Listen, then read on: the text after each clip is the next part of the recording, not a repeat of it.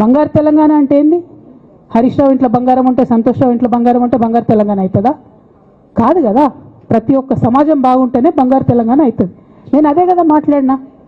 దానికి ఇష్టం వచ్చినట్టు నా మీద స్టోరీ లేపిస్తే నేను భవన్లో పోయి కూర్చొని బాజాప్తా, ఎక్కడో కాదు, బయట ప్రెస్ మీట్ పెట్టలేదు, ఏ ప్రెస్ క్లబ్లో పెట్టలేదు, డైరెక్ట్గా తెలంగాణ భవన్ నా ఆఫీస్ అండి, నా పార్టీ భవన్లో పోయి కూర్చొని నేనేం చెప్పినా, నా మీద కుట్రలు జరుగుతున్నది, నా మీద విషప్రచారం జరుగుతున్నది అని చెప్పిన.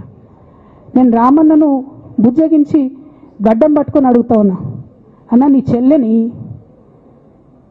ఒక మహిళా ఎమ్మెల్సీని మన పార్టీ ఆఫీస్లో కూర్చొని నా మీద కుట్రలు జరుగుతున్నాయని నేనంటే మీరు వర్కింగ్ ప్రెసిడెంట్గా ఉన్నారన్న, ఫోన్ చేయరా అన్న నాకు?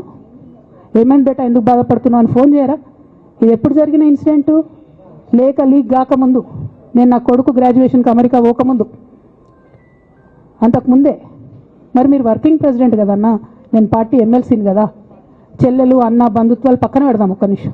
ప్రొఫెషనల్ సెటప్లో ఒక పొలిటికల్ పార్టీలో ఒక మహిళా ఎమ్మెల్సీ భవన్లో కూర్చొని నా మీద కుట్రలు జరుగుతున్నాయంటే మీరు మాట్లాడినరా అన్న?